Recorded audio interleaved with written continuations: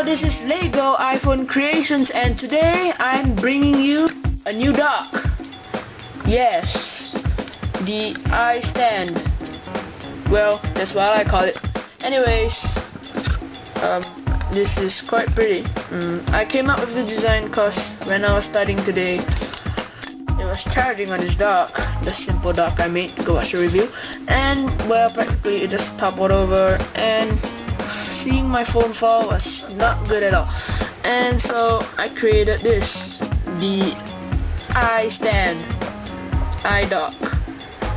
I created this. Okay, so you can just drop your phone on it. You can whack it. Practically it just tilts, but other than that, it's okay. As you can see, this enables it tilt, yes, and turns. The only problem now is that charging and sync, whatever you want to pronounce that as.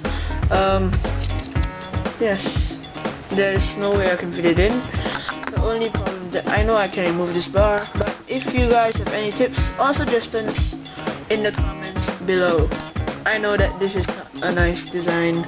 You guys may hate it. Don't judge me. I'm off.